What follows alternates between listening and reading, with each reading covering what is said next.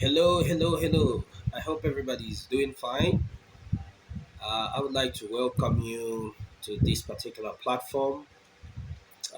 This is the Data Nodes research page where we are going to be sharing free information and guidelines on how you go about, writing your academic documents. It could be an assignment, it could be a report, it could be a proposal, it could be anything that relates to, your academic journey.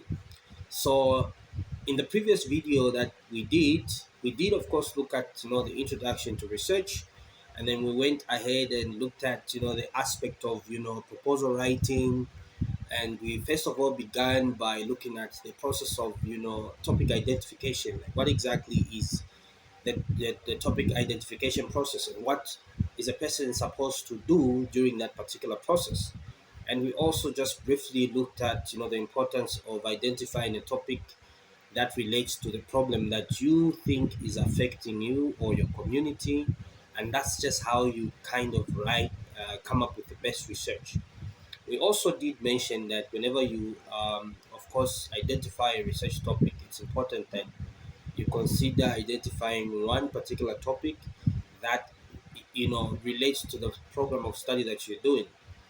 And besides that, remember that your research topic is actually supposed to relate to your course. It must be researchable. If you identify a topic that's not researchable, one that does not have literature, that is a very difficult thing, and it will definitely be giving you problems in terms of running through the whole research process. So you need to identify a topic that is researchable and one that is um, directly connected to the course of study that you're doing. And apart from that, that particular topic, it must just be, it must reflect an area of interest to you as a student. We should also propose a potential um, for that particular problem to resolve, or simply come up with solutions that you can apply to that particular problem. So we did also mention that. And then also we started, of course, looking at the proposal, and this is the purpose for this particular video. This particular video will basically look at the structure of a proposal that we can conform ourselves to. Remember that I did mention we don't have a standard um, guideline or a standard format for a proposal for all the institutions in the world. Different institutions have different proposal formats, but they're all things that are similar. Wherever you will go around the world, you will find that different proposals will, of course, have similarities in terms of the things that you are supposed to cover, or the things that you're supposed to add to that instruction manual, which we commonly refer to as the proposal. So now, today I want us to look at the structure of a good proposal. I'm going to use an example of a very common structure, or a common format, which I would basically refer to as a general format for a proposal, which we can basically refer our attention to. And as we go on, I will be looking at the different parts of a proposal, and basically discuss how you tend to write each particular part of that particular proposal. So I want you to pay particular attention to what I'm going to say, and if you can, please ensure that you have near you a pen and a paper, so that you can take down some notes, and then simply just write down one or few points that will help you attend this particular journey diligently. So now, as we begin our lesson, remember that it's important to know that for most institutions in Zambia, the proposal basically has three components, meaning it has about 10, sorry, it has about three chapters. Okay. Um, a proposal for majority of the institutions in Zambia has about three structures. That is chapter one, chapter two, and chapter three. That is very common for most institutions in Zambia. But then there are some institutions in Zambia that will have a proposal comprising of four chapters or four components, namely chapter 1, chapter 2, chapter 3, and chapter 4. And I'm going to explain later on what the difference is. But as we go on, I want us to look at first of all the just the basic brief structure of a proposal. Then I will be going into details to discuss each particular chapter and what exactly is supposed to contain under that particular chapter. So to begin our lesson, um, let's first of all look at a basic chapter, a basic structure of a proposal.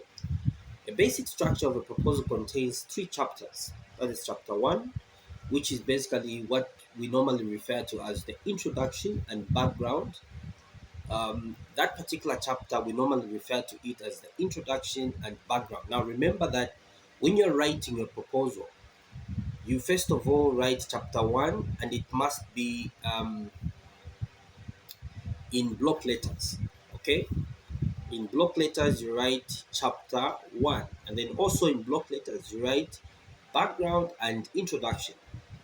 That is actually supposed to be right at the top of the page, like on the margin, right on the heading area of the page. You write in block letters chapter 1 and background of the study. Like it should be at the center, right on the um, on the top of the page. This is now you beginning to write a proposal. So you say chapter 1 in block letters, and then right below you say background and introduction. So all these must be in block letters, and then you now begin writing now your introduction.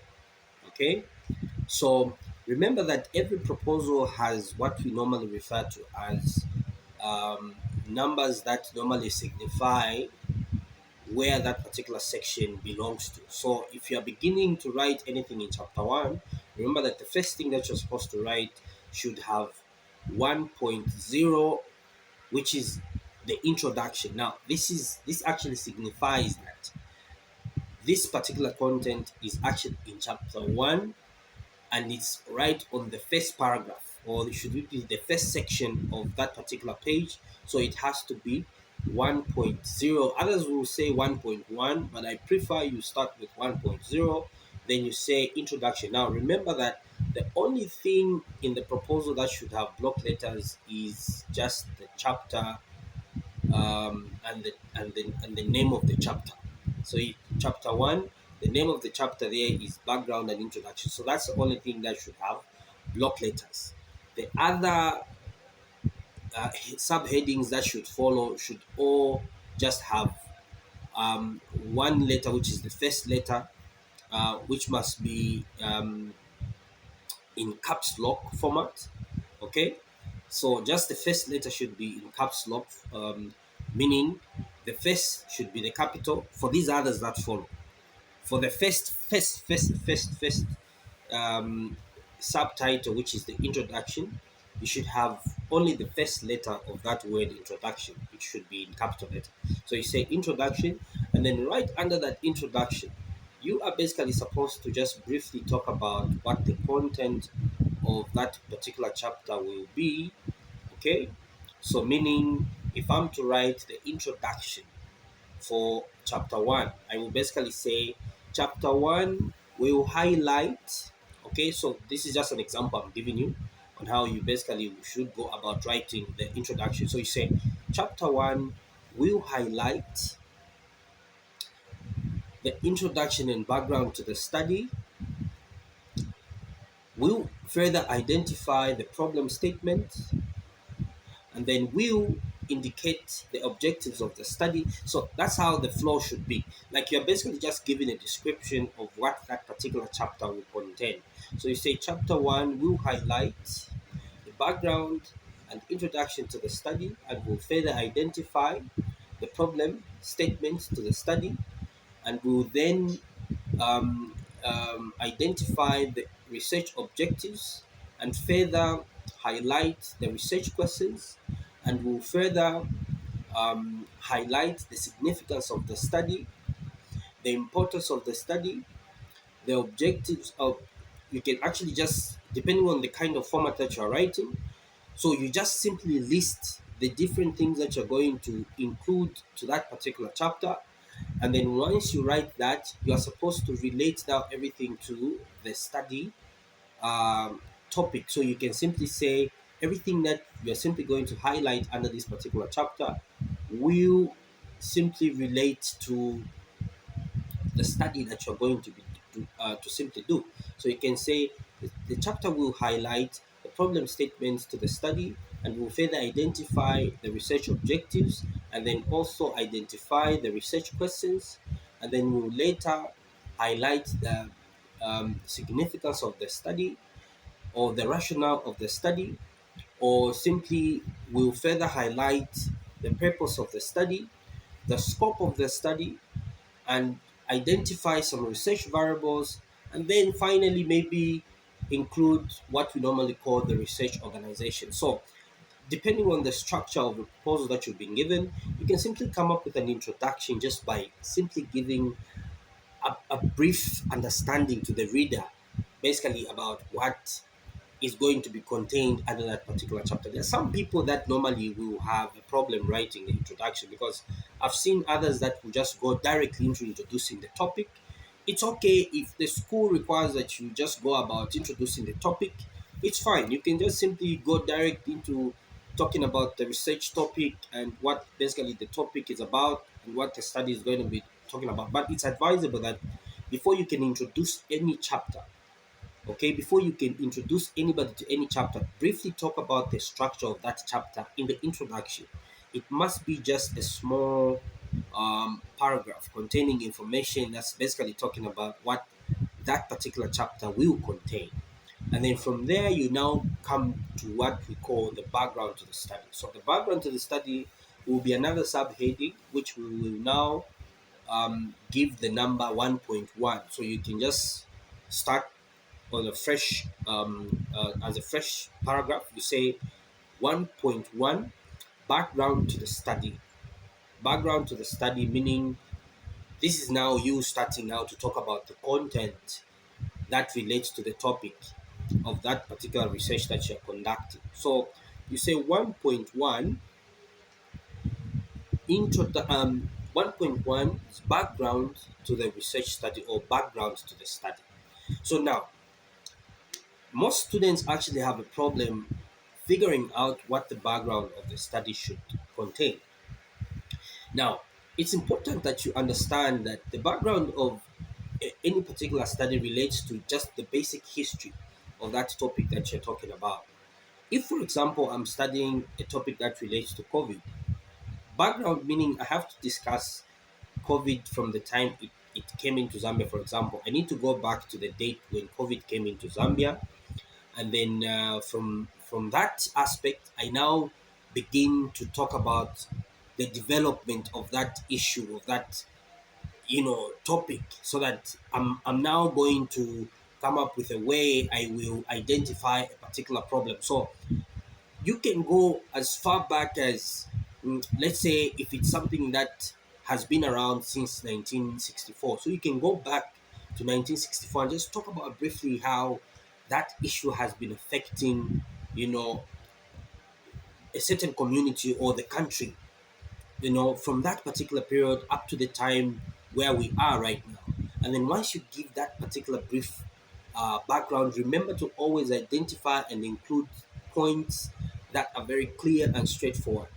It's important that whilst you're drafting a proposal, you can actually even be taking your time writing down some notes in a book before you can type it, so that you can as well get to understand what exactly it is that you're including to that particular proposal. Remember, information that you include to a research must be relevant. So you talk about the background of that issue. This particular problem has been around for this particular period of time, and in 1964 it affected this and this area. Then, if you so want, you can in fact refer to how it's affected other places in just brief terms. We're not really going to go details, because this particular introduction is just supposed to be a page, or just simply about a page where you just briefly talk about where the problem started from. You now come down to where we are right now, so that from there you can now identify, a particular problem. Then we will now come to another point, which is 1.2, which is now what we normally would refer to as our research problem. So in my next video, I'm going to continue talking about the structure of a proposal, and in my next video, I will begin talking about the research problem and how you are supposed to write a research problem. I hope you've enjoyed the video. Please subscribe to all our channels on YouTube, on Facebook, on Instagram, on TikTok, on Facebook. It's Datalog Zambia. Enjoy.